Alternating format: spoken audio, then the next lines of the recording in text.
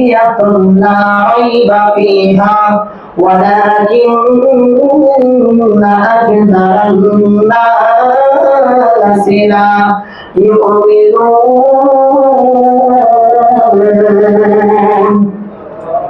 আল্লাহ পাক রব্বুল আলামিন কোরআনুল কারীমের মধ্যে আল্লাহ ঘোষণা করে দেন, ইন্নাস সাআতা লাআতিয়াতুন লা রাইবা ফিহা ওয়ালাকিন্না আকযারান নাসি লা ইউমিনুন। ও আমার বান্দারা, পৃথিবীর মধ্যে তোমরা কিয়ামত দিবসকে তোমরা বিশ্বাস করো, অবশ্যই কিয়ামত হবে, কিন্তু আমার আল্লাহ পাক রব্বুল আলামিন বলেন অধিকাংশ মানুষ, আমার অধিকাংশ বান্দা পৃথিবীর জমিনের মধ্যে আমি আল্লাহর জমিনের মধ্যে চলাফেরা করবে, কিন্তু তারা মনে প্রাণে আখিরাতকে বিশ্বাস স্থাপন করবে না। জবান করে বলি আমরা নাউজুবিল্লাহ। এই জন্য আমার আপনার নবীজি হাদিস শরীফের মধ্যে সাহাবায়ে কেরামদেরকে জানিয়ে দিন, ও আমার সাহাবায়ে কেরাম, আমার আল্লাহ পাক রব্বুল আলামিনকে বিশ্বাস স্থাপন করা, আমি নবীর উপরে বিশ্বাস স্থাপন করা, আমার আল্লাহ পাকের আসমানি কিতাবদের উপরে বিশ্বাস স্থাপন করা, ফেরেশতাদের উপরে বিশ্বাস স্থাপন করা, সকল কিছু বিশ্বাস স্থাপন করার পরেও মানুষ যদি পুনরায় অর্থাৎ আখিরাতে যদি বিশ্বাস স্থাপন না করে, আমার এই উম্মত কোনো খাঁটি ঈমানদার হতে পারে না। চিৎকার করে বলি আমরা নাউজুবিল্লাহ। তাহলে জবান করে বলুন আখিরাতকে বিশ্বাস করার দরকার আছে কিনা? ঈমানের একটা অংশ হলো আখিরাতকে বিশ্বাস স্থাপন করা। আমরা অবশ্যই মরব, কেন আমরা মৃত্যুবরণ করব? আল্লাহ কোরআনের মধ্যে ঘোষণা করে দিলেন, কুল্লু নাফসিন যায়িকাতুল মাউত।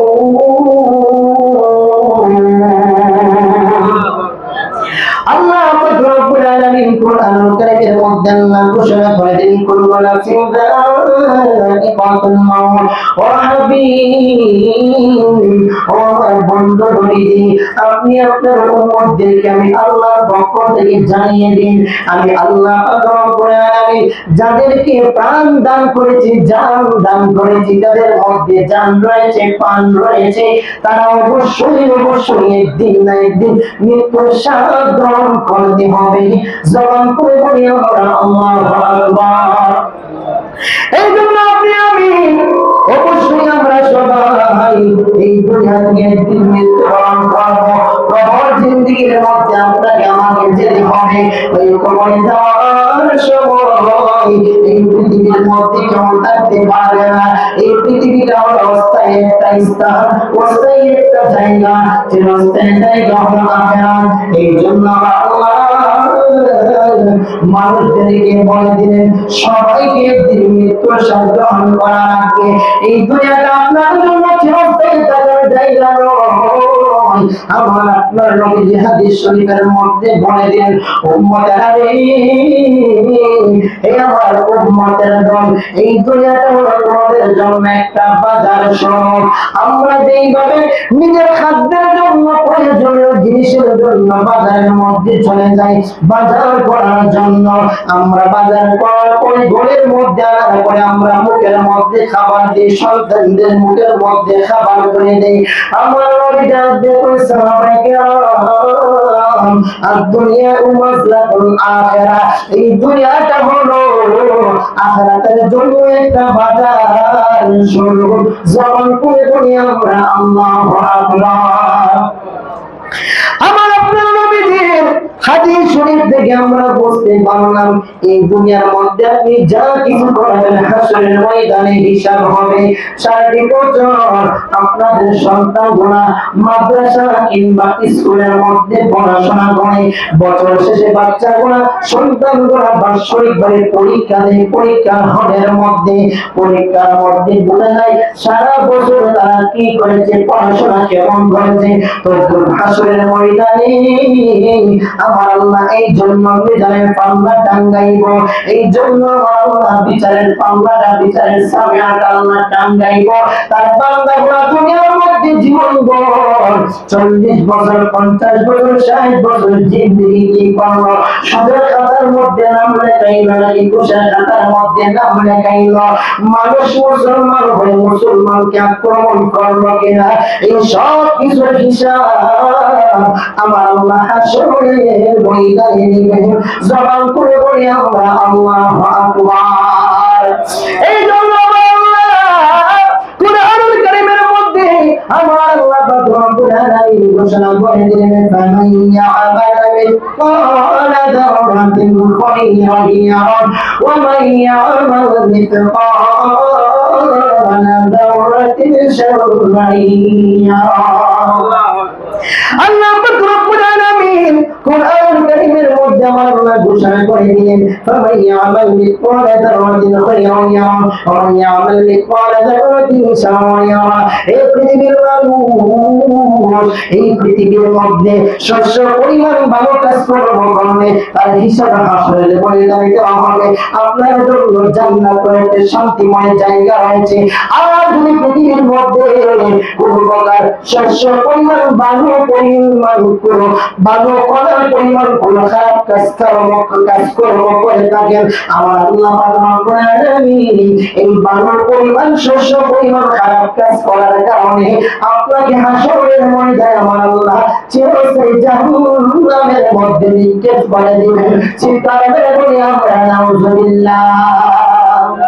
তাহলে জাহান্নাম থেকে জান্নাতে যেতে হয় ভালো কাজ কর্ম করা লাগবে, জাহান্নাম থেকে বাঁচতে হয় মানুষের উপরে আক্রমণ করা যাবে না, জাহান্নাম থেকে বাঁচতে হয় সুদের খাতার মধ্যে নাম লেখানো যাবে না, জাহান্নাম থেকে বাঁচতে গেলে মিথ্যার আশ্রয় নেওয়া যাবে না।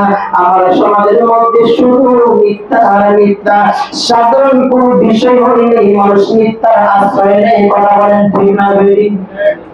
সাধারণ বিষয় হলো মানুষ মিথ্যার আশ্রয় না জানে কিছু বই জানে, সাধারণ বিষয়গুলা যেগুলা মিথ্যা বলার কোনো প্রয়োজন নাই, কিন্তু মানুষ ছাত্রের মাধ্যমে মিথ্যার আশ্রয় নেই। কথা বলে অথচ মিথ্যাই সকল পাপের মূল। মিথ্যা বলতে গেলেই এই মিথ্যার মাধ্যমে মানুষ খারাপ কাজ করে, খারাপ কাজ করে মানুষ মিথ্যা কথা বলে, মিথ্যা কথা বলার পরে মানুষ সুদের মধ্যে নাম লেখায়, অর্থাৎ সুদের মধ্যে নাম লেখানোর পরে যদি জিজ্ঞাসা তুমি তো সুদের ব্যবসা করো না, আমি সুদের ব্যবসা করি না, একটা হলো সুদের ব্যবসা হারাম, দ্বিতীয়টা মিথ্যা নয় খারাপ, করে রাখবো না। সব কিছুর ফলে দেখা যায় মানুষের গুনার মধ্যে নিমজ্জিত হয়। কথা বলে ঠিক না? এই জন্য আমার নবী বলেন, এই উম্মতারা, আমার খাঁটি উম্মতারা কখনো মিথ্যার আশ্রয় দিতে পারে না, গীবত করতে পারে না, চুগলি করতে পারে না। এই জন্য আমরা সবাই যে একদিন মৃত্যুবরণ করবো, মৃত্যুর পর আখিরাতের জমিনের মধ্যে আপনাকে আমাকে সবাইকে করতে হবে। এই দিনকে সবাই স্মরণ করুন। এই দিনটা বড় কঠিন ময়দান, লিমানিল মুলকুল ইয়াউম লিল্লাহিল ওয়াহিদিল কাহ্হার। এই পৃথিবীর মানুষ আজকে আমরা সবাই মৃত্যুর কথা বলে গিয়েছি, আল্লাহকে আমরা ভয় করি না, এই জন্য আমরা নাফরমানির মধ্যে ডুবে রয়েছি। মানুষ যদি আল্লাহকে বেশি ভয় করবে, এই মানুষগুলা মানুষকে বেশি ভয় করলে কোনো খারাপ কাজ কর্ম করতে পারে না।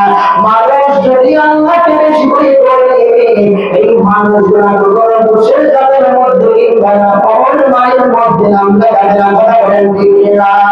আল্লাহুম্মা সাল্লি আলা মুহাম্মাদ নাবিয়ানা মাওলানা আল্লাহুম্মা সাল্লি আলা সাইয়্যিদিনা মুহাম্মাদ নাবিয়ানা।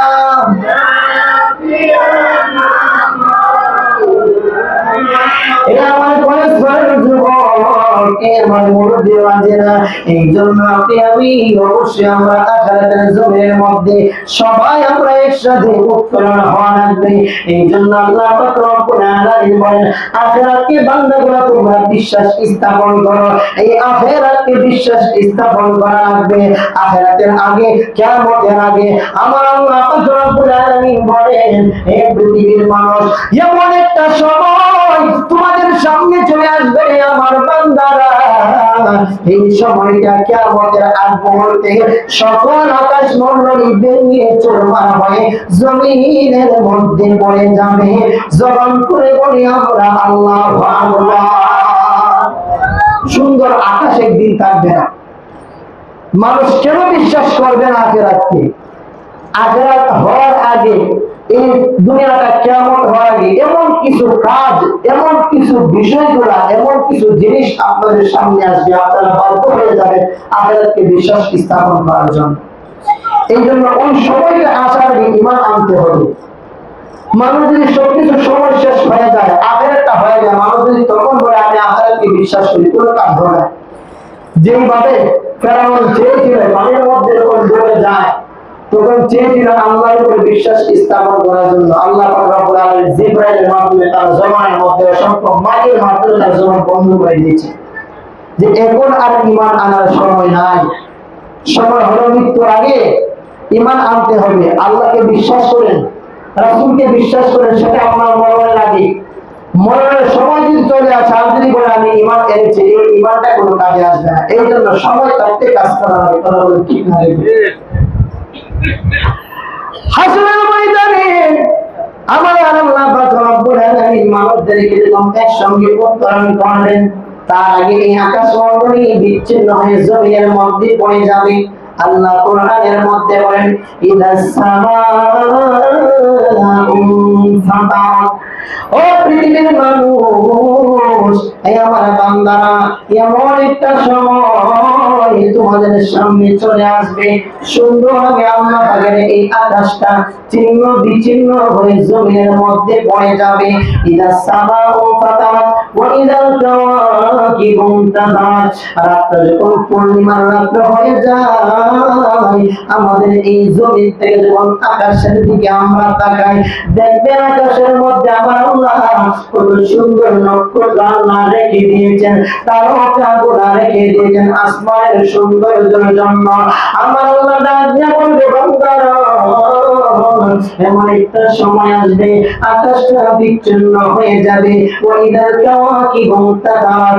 এই সুন্দর তারকাগুলো, নক্ষত্রগুলো জমিনের মধ্যে কোণে কোণে পড়ে যাবে। শুধু তাই নয়, ওয়াইদাল কাওয়াকিবু ইনতাসারাত ওয়াইদাল বিহারু ফুজ্জিরাত। আমরা যখন পদ্মা নদীর পাড়ে দাঁড়াই, মেঘনা নদীর পাড়ে দাঁড়াই, সমুদ্রের পাড়ে দাঁড়াই, সমুদ্রের পানিগুলো কতই না সুন্দর লাগে। কক্সবাজারে অনেকগুলা মানুষ আছে যারা সমুদ্র দেখতে যান।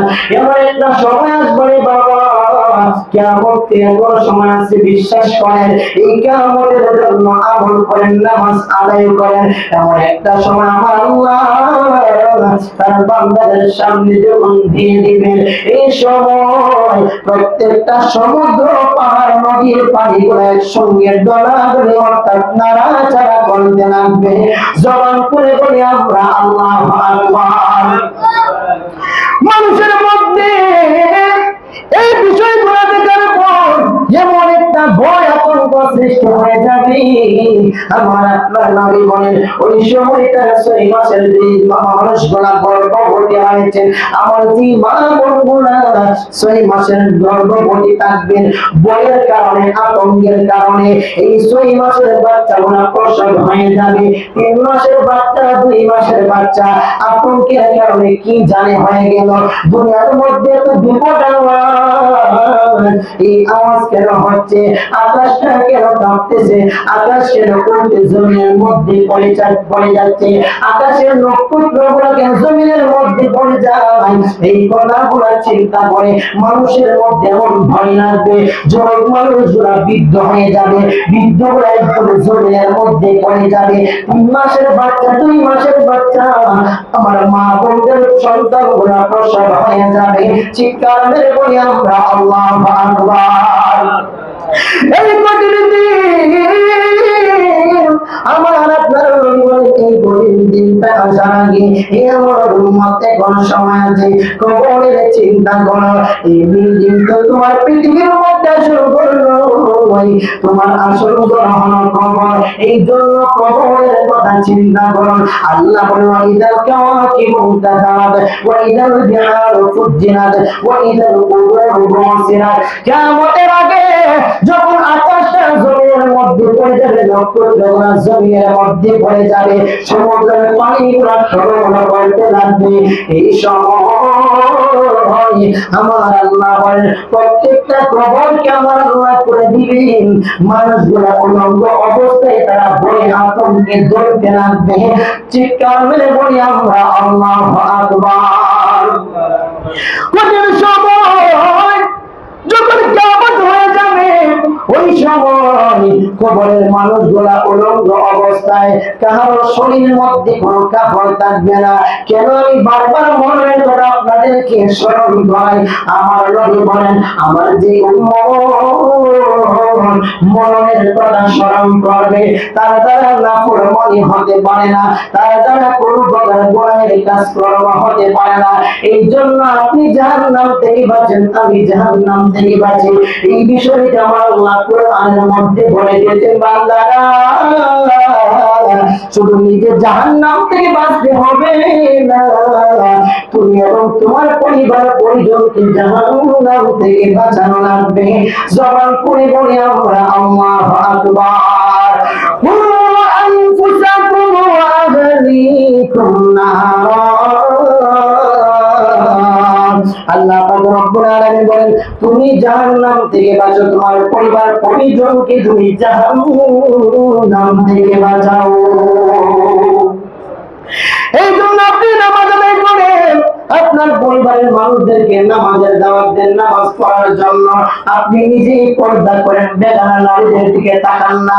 আপনি আপনার স্ত্রীকে পর্দার ভিতরে রাখেন, সন্তানদেরকে পর্দার বিষয়টা জানিয়ে দিন, তাহলে আপনি নিজে জাহান্নাম থেকে বাঁচতে পারবেন। বাচ্চাদেরকে, সন্তানদেরকে, আপনার পরিবারের মানুষদেরকে আপনি জাহান্নাম থেকে বাঁচাতে পারবেন। এই জন্য আমার আল্লাহ কোরআনের মধ্যে বলে দিলেন, ওয়াইদাল কুবুরু বুসিরাত আলিমাত নাফসুম মা কদ্দামাত ওয়া আখারাত। আমার আল্লাহ ডাক দেবেন, বান্দারা ওই কঠিন দিনটা যখন মানুষের সামনে চলে আসবে, এই মানুষগুলা তখনই বুঝতে পারবে তারা দুনিয়ার জমিনে কি করেছিল এবং বর্তমানে কি দুনিয়ার জমিন থেকে ছেড়ে এসেছে। জবান করে বলি আমরা আল্লাহু আকবার। এই জন্য আমরা কবরের চিন্তা অন্তরের মধ্যে রাখতে হবে, কারণ আমরা এই কিয়ামত থেকে কেউ বাঁচতে পারবো না। হাসরের ময়দানে বিচারটা খুবই কঠিন বিচার হবে। দুনিয়ার মধ্যে মানুষ গুনাহের কাজকর্ম করেছেন, পাপের কাজকর্ম করেছেন, মিথ্যা কথা বলেছেন, কবিরা গুনাহ করেছেন, মানুষকে ঠকিয়েছেন। এই পৃথিবীর মধ্যে মাফ চাইলে আপনি মাফ পাবেন, কারণ দুনিয়ার মধ্যে আল্লাহ পাকের একটা জাতির নাম হলো আর রহমান। এই রহমান মানে হলো দয়ালু। আল্লাহ বলেন, বান্দা যখন দুনিয়ার মধ্যে গুনাহ করো, এই গুনাহটা করার পরে যখন তোমরা গুনাহ করতে করতে এক সময় যখন আমি আল্লাহর ভয়টা অন্তরে ঢুকে যায়, আমি আল্লাহর ভয়টা ঢুকার সাথে সাথে তুমি যখন আমি আল্লাহর দরবারে সিজদা দেওয়ার পরে যখন হাতটা তুলো, চোখের পানিটা ছেড়ে দাও, আমি আল্লাহর মায়া হয়, দয়া লাগে, সঙ্গে সঙ্গে আমি আল্লাহ চোখের পানিগুলা নাকের ডগার মধ্যে আসার আগে আমি আল্লাহ তোমার জীবনের গুনাহগুলা মাফ করে দিই। চিন্তা হবে বলে আল্লাহু আকবার।